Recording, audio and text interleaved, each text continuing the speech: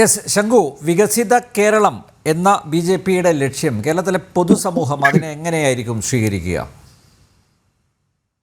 നമുക്ക് കേരളത്തിലെ പൊതുസമൂഹത്തെ സംബന്ധിച്ചിടത്തോളം അത് സ്വീകരിക്കുക എന്നുള്ളതല്ലേ അവർക്ക് അഭികാമ്യമായിട്ടുള്ളത്. അല്ലാതെ വികസനത്തിനെതിരായി നിന്നുകൊണ്ട് ഈ പറയുന്ന ഇടത് വലത് മുന്നണികളുടെ നിരന്തരമായിട്ടുള്ള അഴിമതിയുടെയും കെടുകാര്യസ്ഥതയുടെയും അഡ്ജസ്റ്റ്മെന്റിന്റെയും കാപട്യത്തിന്റെയും രാഷ്ട്രീയത്തെ തന്നെ സ്വീകരിക്കുന്നത് കൊണ്ട് കേരള സമൂഹത്തിന് എന്ത് ഗുണമാണ് ഉണ്ടായിട്ടുള്ളത്? ചരിത്രപരമായിട്ടുള്ള അഡ്വാൻറ്റേജ് ഉണ്ടായിരുന്ന സംസ്ഥാനമാണ് കേരളം എന്ന് പറയുന്നത്. ബ്രിട്ടീഷുകാര് ഇന്ത്യ വിട്ട് പോകുന്ന സമയത്ത് ഇന്ത്യയിലെ മറ്റ് പ്രദേശങ്ങളെ അപേക്ഷിച്ച് നോക്കുമ്പോൾ വിദ്യാഭ്യാസപരമായിട്ടും ജീവിത സാഹചര്യങ്ങൾ കൊണ്ടാണെങ്കിലും അന്ന് ഭരിച്ചിരുന്ന നാടുവാഴികളുടെയും രാജാക്കന്മാരുടെയും നല്ല ഭരണം കൊണ്ട് വളരെ മെച്ചപ്പെട്ട അവസ്ഥയിലായിരുന്നു കേരളം ഉണ്ടായിരുന്നത്. ഇന്ത്യയുടെ മൊത്തം ദേശീയ ശരാശരി ലിറ്ററസി റേറ്റ് 12% ഉണ്ടായിരുന്ന സമയത്ത് തിരുവിതാംകൂറിലൊക്കെ ലിറ്ററസി റേറ്റ് 50% മേലെയായിരുന്നു. ആ ഹിസ്റ്ററിക്കൽ അഡ്വാൻറ്റേജിൽ ഒരു ഹെഡ് ഓൺ സ്റ്റാർട്ടിലാണ് നമ്മൾ തുടങ്ങുന്നത്. അങ്ങനെ ഉണ്ടായിരുന്ന കേരളം ഇന്ന് ആമയും മുയലും തമ്മിലുള്ള ഓട്ട മത്സരത്തിലെ കഥയിലെ പോലെ നമ്മൾ എപ്പോഴും മുന്നിലാണ്, നമ്പർ 1 ആണെന്നുള്ള വിചാരിച്ച് വളരെ എഴഞ്ഞു പോവുകയും മറ്റുള്ളവർ പതുക്കെ പതുക്കെ നമുക്ക് ഒപ്പം എത്തുകയും ചെയ്തു. ഇപ്പൊ കേരളം പിന്നിലേക്ക് ആയിക്കൊണ്ടിരിക്കുകയാണ്. ലിറ്ററസി റേറ്റിന് ത്രിപുരയാണെങ്കിലും മറ്റ് ഡൽഹി ആണെങ്കിലും ഒക്കെ കേരളത്തിനെ അതിജീവിച്ചു കഴിഞ്ഞു. നമ്മൾ ഈ പറയുന്ന ആരോഗ്യ മേഖലയിലുള്ള വികസനം എന്ന് പറയുന്നത് പ്രൈവറ്റ് ഹോസ്പിറ്റലുകളുടെ വികസനമാണ്, അല്ലാണ്ട് ഗവൺമെന്റ് മേഖലയിലെ സർക്കാർ ആശുപത്രികൾ വളരെ ശോചനീയമായിട്ടുള്ള അവസ്ഥയിലാണ് തുടരുന്നത്. ഇങ്ങനെ അഡ്വാൻറ്റേജുകൾ മുഴുവൻ നഷ്ടപ്പെട്ടുകൊണ്ടിരിക്കുകയാണ്. യഥാർത്ഥത്തിൽ ഒരു വികസനത്തിന്റെ പന്ഥാവ് ബി.ജെ.പി തുറക്കുമ്പോൾ അതിനൊപ്പം നിൽക്കുക എന്നുള്ളതാണ് കേരളത്തിന്റെ ജനങ്ങൾക്ക് ഭാവിയെ സംബന്ധിച്ച്, അവരുടെ അടുത്ത തലമുറയെ സംബന്ധിച്ച് ഏറ്റവും നല്ല കാര്യം.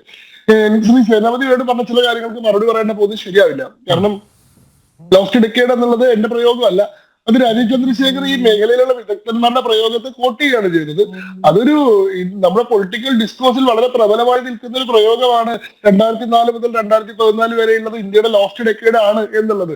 അത് പറയുന്നു. മൻമോഹൻ സിംഗിനോട് ഏതോ പ്രധാനമന്ത്രി വാട്ട് ഈസ് യുവർ മാജിക് എന്ന് ചോദിച്ചു. എനിക്ക് തോന്നുന്നത് ഒരു പഞ്ചായത്ത് തെരഞ്ഞെടുപ്പ് പോലും മത്സരിക്കാതെ നേരിട്ടിട്ട് ഇന്ത്യയുടെ പ്രധാനമന്ത്രിയാവുന്ന ആദ്യത്തെ ആളാണല്ലോ അദ്ദേഹം. രാജ്യസഭയിലൂടെ പ്രധാനമന്ത്രി ആയിട്ടുള്ള ആളാണ്.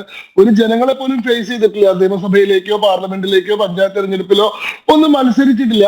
അങ്ങനെയുള്ള ഒരാൾക്ക് ഒരു ഫാമിലിയുടെ സപ്പോർട്ട് കൊണ്ട് അവരുടെ നിയന്ത്രണത്തിനനുസരിച്ച് പ്രവർത്തിക്കുന്ന ഒരു പ്രധാനമന്ത്രിയായിട്ട് 10 കൊല്ലം തുടരാൻ സാധിക്കുക എന്ന് പറയുന്നത് വളരെ വലിയ അത്ഭുതമാണ്. ആ മാജിക്കിനെ സംബന്ധിച്ചായിരിക്കണം അദ്ദേഹം ചോദിച്ചിട്ടുണ്ടാവുക. അല്ലാണ്ട് ഭരണ മികവ് കൊണ്ടൊക്കെ അങ്ങനെ ഒരു മാജിക്കിനെ പറ്റി ചോദിക്കാൻ യാതൊരു സാധ്യതയും ഉണ്ടായിരുന്നില്ല. പിന്നെ അത് പറഞ്ഞ പെട്രോളിയം കമ്പനികൾ പെട്രോളിന്റെ താരിഫ് ഇനത്തിൽ ജനങ്ങളെ കബളിപ്പിച്ചുകൊണ്ടിരിക്കുകയാണ്, വഞ്ചിച്ചുകൊണ്ടിരിക്കുകയാണ്. ഞങ്ങൾ അന്ന് 55 രൂപയ്ക്ക് പെട്രോൾ കൊടുത്തിരുന്നു, നിങ്ങളിപ്പോ 100 രൂപയ്ക്കാണ് കൊടുക്കുന്നത്. സാർ, പെട്രോളിയം കമ്പനികൾക്ക് പെട്രോളിയത്തിന്റെ വില നിർണ്ണയാധികാരം കൊടുത്തത് ആരാണ്? അന്നത്തെ കാലഘട്ടത്തിൽ ഗവൺമെന്റ് പെട്രോളിയം പ്രൈസ് റെഗുലേറ്റ് ചെയ്തിരുന്ന അവസ്ഥ മാറ്റിയിട്ട് മാർക്കറ്റ് ഡ്രിവൺ പെട്രോളിയം പ്രൈസ് ആക്കിയത്. അന്താരാഷ്ട്ര വിപണിയിലെ മൂല്യത്തിനനുസരിച്ച് കമ്പനികൾക്ക് സ്വമേധയാ വില നിശ്ചയിക്കാനുള്ള അധികാരം കൊടുത്തിട്ടുള്ളത് നിങ്ങളാണ്. അങ്ങനെ ഒരിക്കൽ കൊടുത്തിട്ടുള്ള അധികാരത്തിന്റെ അടിസ്ഥാനത്തിലാണ് ഇപ്പൊ ഗവൺമെന്റിന് ഈ കാര്യത്തിൽ ഒരു ഇടപെടൽ നടത്താൻ കഴിയാണ്ട് വന്നത്. ഗവൺമെന്റിന് പിന്നെ ഇടപെടൽ നടത്താം, എങ്ങനെ സബ്സിഡിയിലൂടെ പെട്രോളിയം പ്രൈസ് കുറച്ച് നിർത്താം. പെട്രോളിയം കമ്പനികൾ 100 രൂപ പെട്രോളിന് ഈടാക്കുന്ന സമയത്ത് 50 രൂപ ഗവൺമെന്റ് സബ്സിഡൈസ് ചെയ്തിട്ട് 50 രൂപയ്ക്ക് പെട്രോൾ കൊടുക്കാം. പക്ഷെ അതൊരു ഭീകരമായിട്ടുള്ള സാമ്പത്തിക നയമാണ്. ബി.ജെ.പി സർക്കാരിന്റെ നയം എന്താ? Subsidise the poor, tax the rich എന്നുള്ളതാണ്. കാരണം ഈ വാഹനം ഉപയോഗിക്കുന്ന മിഡിൽ ക്ലാസ് ലൈഫ് സ്റ്റൈൽ പിന്തുടരുന്ന ആളുകൾക്ക് ഗവൺമെന്റിന്റെ സബ്സിഡിയുടെ വലിയൊരു പങ്ക് കൊടുത്തു കഴിഞ്ഞാൽ യഥാർത്ഥത്തിൽ സബ്സിഡി കിട്ടാൻ അർഹരായിട്ടുള്ള ദരിദ്രരായിട്ടുള്ള മനുഷ്യരാണ് അതിന്റെ ദുരിതം സഹിക്കേണ്ടി വരിക. ഇവിടെ യഥാർത്ഥത്തിൽ അങ്ങനത്തെ സബ്സിഡികൾ ഒഴിവാക്കുമ്പോൾ പെട്രോളിന്റെ പ്രൈസ് കൂടി നിൽക്കുന്ന സമയത്ത് സബ്സിഡി കൊടുത്ത് അത് കുറയ്ക്കുന്ന ഗവൺമെന്റിന് പെട്രോളിന്റെ പ്രൈസ് കുറഞ്ഞു നിൽക്കുന്ന സമയത്ത് ടാക്സിലൂടെ ആ നഷ്ടം നികത്താനുള്ള അധികാരമുണ്ട്. അങ്ങനെ ഗവൺമെന്റിന്റെ മിഷനറി തന്നെയുള്ളൂ. ആ സമയത്ത് ഇത് ചൂഷണമാണ്, പിടിച്ചുപറിയാണെന്ന് പറയുന്നത് എക്കണോമിക്സിന്റെ ബേസിക് ആയിട്ടുള്ള ലെസൺസ് ഉൾക്കൊള്ളാത്തത് കൊണ്ടാണ്. കാരണം എന്താ? കാരണം ഇങ്ങനെയുള്ള റവന്യൂ കൊണ്ടാണ് ഇവിടുത്തെ ക്ഷേമ പദ്ധതികളും ഈ രാജ്യത്തിന്റെ വികസന പദ്ധതികളും ഒക്കെ ഈ നടപ്പായിക്കൊണ്ടിരിക്കുന്നത്. ചരിത്രത്തിലെ ഏറ്റവും വലിയ ഇൻഫ്രാസ്ട്രക്ചറൽ മേക്ക് ഓവർ നടത്തിക്കൊണ്ടിരിക്കുന്ന ഒരു കാലഘട്ടമാണ് ഇന്ത്യ. ഇന്ത്യയിലെ റോഡ് വികസനം 2014 ഇന്ത്യയിൽ ഒരു ദിവസം ഉണ്ടാക്കിയിരുന്ന റോഡ് നിർമ്മാണത്തിന്റെ പുരോഗതി എന്ന് പറയുന്നത് 14 കിലോമീറ്റർ പെർ ഡേ ആയിരുന്നു. ഒരു ദിവസം 14 കിലോമീറ്റർ റോഡാണ് ഉണ്ടാക്കിയിരുന്നത്. ഇന്ത്യയിൽ ഇന്നത്തെ റോഡ് നിർമ്മാണത്തിന്റെ വേഗത 34 കിലോമീറ്റർ പെർ ഡേ ആണ്. ഒരു ദിവസത്തിൽ 34 കിലോമീറ്റർ നാഷണൽ ഹൈവേ ഇന്ത്യയിൽ ഉണ്ടാക്കുന്നുണ്ട്. ഇന്ത്യയിലെ എയർപോർട്ടുകളുടെ എണ്ണം 72 ആയിരുന്നെങ്കിൽ ഇന്ന് 144 ആണ്. ഡബിൾ ദ നമ്പറാണ്, നേരെ ഇരട്ടിയാണ്. ഇൻലാൻഡ് വാട്ടർവേസിന്റെ കാര്യം നോക്കിക്കഴിഞ്ഞാൽ, അല്ലെങ്കിൽ പോർട്ടുകളുടെ കാര്യം നോക്കിക്കഴിഞ്ഞാൽ, റോഡുകളുടെ, തീവണ്ടികളുടെ, റെയിൽവേ സ്റ്റേഷനുകളുടെ, ഇതിന്റെ ഒക്കെ എണ്ണം എടുത്തു കഴിഞ്ഞാൽ ഇൻഫ്രാസ്ട്രക്ചറിന്റെ കാര്യത്തിൽ ഇന്ത്യ അഭൂതപൂർവ്വമായിട്ടുള്ള ഒരു പരിണാമം നടത്തിക്കൊണ്ടിരിക്കുകയാണ്. ഇതിനുള്ള വരുമാനം എവിടെ നിന്നാണ് ഉണ്ടാവുന്നത്? ഇനി ബജറ്ററി അലോക്കേഷൻസ് നോക്കൂ.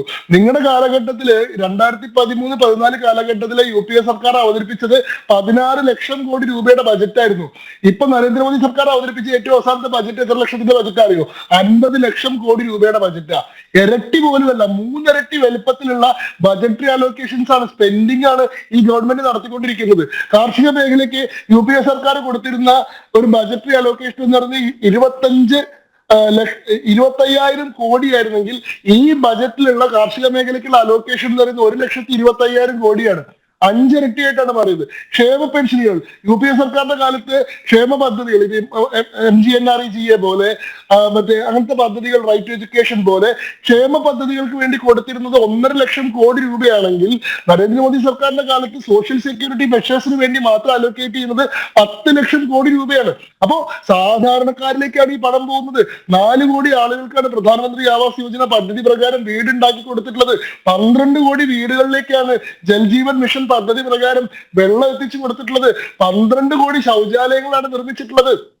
ഇതേപോലെ തന്നെ ഓരോ മേഖലയിൽ ഉണ്ടായിട്ടുള്ള പരിവർത്തനങ്ങൾ നോക്കിക്കഴിഞ്ഞാൽ ആയുഷ്മാൻ ഭാരത് എന്ന് പറയുന്ന സ്കീമിന്റെ ഗുണഭോക്താക്കളായിട്ടുള്ളത് 16 കോടി ആളുകളാണ്. ഇത്ര ആളുകളിലേക്ക് ഗവൺമെന്റിന്റെ വിഭവങ്ങൾ എത്തിക്കുമ്പോൾ സ്വാഭാവികമായിട്ടും ഗവൺമെന്റിന്റെ റവന്യൂ അതിനനുസരിച്ച് വർദ്ധിപ്പിക്കേണ്ടി വരും. ആ സമയത്ത് നിങ്ങൾ ചെയ്തിരുന്ന പോലെ ഈ പെട്രോളിന്റെ മുകളിൽ സബ്സിഡി കൊടുക്കാൻ ഗവൺമെന്റുകൾക്ക് സാധിക്കില്ല. കാരണം ആരെയാണ് സബ്സിഡൈസ് ചെയ്യേണ്ടത് എന്നുള്ള കാര്യത്തിൽ കുറെ കൂടി കൃത്യമായിട്ടുള്ള നയം ഈ ഗവൺമെന്റുകൾക്ക് ഉണ്ട്. രാജ്യത്തിന്റെ വിഭവശേഷി അതിനനുസരിച്ച് വർദ്ധിച്ചിട്ടുണ്ട്. നിങ്ങൾ പറയുന്നു ഗ്രോത്ത് റേറ്റ് വർദ്ധിച്ചിട്ടില്ല. അന്നത്തെ കാലഘട്ടത്തിൽ 7%, 8% ഗ്രോത്ത് റേറ്റ് ഉണ്ടായിരുന്നു. ഇന്നത് 6%.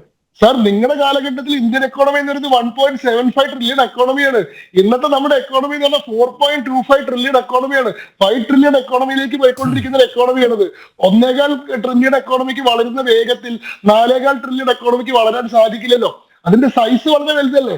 അതായത് നിങ്ങളുടെ കാലഘട്ടത്തിൽ ഉണ്ടായതിന്റെ ഇരട്ടി വരുമാനം ഉണ്ടായാൽ പോലും ഇവിടെ 1% ഗ്രോത്ത് റിഫ്ലക്ട് ചെയ്യില്ല. കാരണം they have already grown so much. നമ്മൾ അത്രത്തോളം വലുതായി കഴിഞ്ഞു എന്നുള്ളതാണ് ഇതിന്റെ കാരണം. അപ്പോ നിങ്ങളുടെ ഡെക്കേഡ് ലോസ്റ്റ് ഡെക്കേഡ് ആണെന്നുള്ളത് മറയ്ക്കാൻ വേണ്ടിയിട്ട് ഇത്തരത്തിലുള്ള കുതർക്കങ്ങളൊന്നും ഉന്നയിക്കുന്നതുകൊണ്ട് എന്തെങ്കിലും കാര്യം ഉണ്ടാവുമെന്ന് എനിക്ക് തോന്നുന്നില്ല. പിന്നീട് ഇപ്പോ ഈ കേരളത്തിന്റെ രാഷ്ട്രീയ സാഹചര്യത്തിലേക്ക് അങ്ങ് ഉന്നയിച്ച പ്രശ്നത്തിലേക്ക് വരികയാണെങ്കിൽ നോക്കൂ, കേരളത്തെ സംബന്ധിച്ചിടത്തോളം മറ്റൊരു ആൾട്ടർനേറ്റീവ് ഇല്ല. കേരളത്തിലെ ജനങ്ങൾ 2 ആൾട്ടർനേറ്റീവും പരീക്ഷിച്ച് കഴിഞ്ഞിട്ടുള്ള ആൾക്കാരാണ്. പണ്ടൊരു കഥ പറയും, എന്താണ്, ഒരു കള്ളന് രാജാവ് എന്തോ ഒരു മോഷണം പിടിച്ചതിന് ശിക്ഷ കൊടുത്തു. അപ്പോ 50 ചെരുപ്പിന് അടി കൊള്ളുക എന്നുള്ളതായിരുന്നു ശിക്ഷ. തലയ്ക്ക് ചെരുപ്പ് കൊണ്ട് 50 അടി കൊടുക്കും. അതല്ലെങ്കിൽ അത് ബുദ്ധിമുട്ടാണെങ്കിൽ വേറൊരു കാര്യം ചെയ്യാം, 50 കുടം പുളിവെള്ളം കുടിക്കാം എന്ന് ഒരു ഓപ്ഷൻ കൊടുത്തു.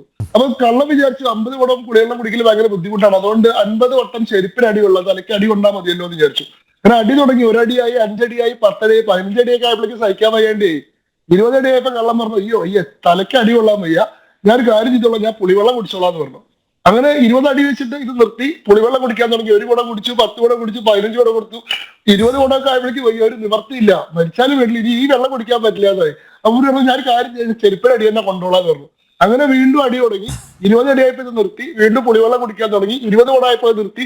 ഇയാളുടെ ശിക്ഷ ഒരിക്കലും അവസാനിക്കുന്നില്ല. ഇയാൾ എപ്പോഴും ചെരുപ്പിനടി കൊള്ളും, പുളിവെള്ളം കുടിക്കും, ചെരുപ്പിനടി കൊള്ളും, പുളിവെള്ളം കുടിക്കും. ഇതാണ് മലയാളിയുടെ അവസ്ഥ. 5 കൊല്ലം LDF ഭരിച്ചു കഴിഞ്ഞാൽ ഇവരെ മടുത്തു, ഇവരെ വെറുത്തു, ഇവരെ എങ്ങനെയെങ്കിലും തലേന്ന് ഒഴിവാക്കിയാൽ മതി. അപ്പൊ പകരമുള്ള ഓപ്ഷൻ എന്താന്ന് ആലോചിക്കുന്നില്ല, അതിന്റെ കാഠിന്യം എന്താന്ന് ആലോചിക്കുന്നില്ല.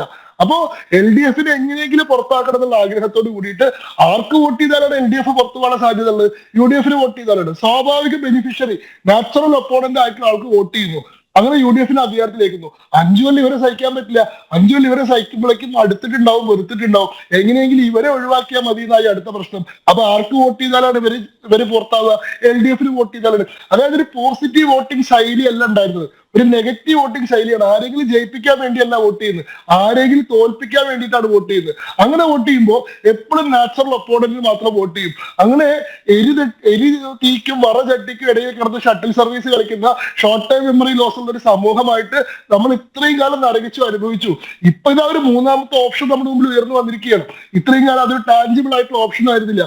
ഇപ്പൊ ഒരു സീറ്റ് ജയിച്ച് 19 സീറ്റുകളിൽ ജയസാധ്യത കാണിച്ചുകൊണ്ട് 39 ലക്ഷം വോട്ട് മേടിച്ച് 20% വോട്ട് ഷെയർ ഉള്ള ഒരു പാർട്ടിയായിട്ട് നല്ല നേതൃത്വമുള്ള, നല്ല സംഘടനാ സംവിധാനമുള്ള, നല്ല ലക്ഷ്യവും നല്ല മുദ്രാവാക്യവും നല്ല പ്രവർത്തന പദ്ധതിയുള്ള ഒരു ടാഞ്ചിബിൾ തേർഡ് ആൾട്ടർനേറ്റീവ് ആയിട്ട് കേരളത്തിന് മുന്നിൽ BJP നിൽക്കുകയാണ്. ആ BJP സ്വീകരിക്കുക എന്നല്ലാതെ എന്താണ് മലയാളിയുടെ ഓപ്ഷൻ? പുളിവെള്ളം കുടിക്കും, ചെരുപ്പിനടി കൊള്ളുകയും ചെയ്യണോ, അതോ നല്ല ഭരണം വേണോ? ഇതാണ് നമ്മുടെ ചോയ്സ്.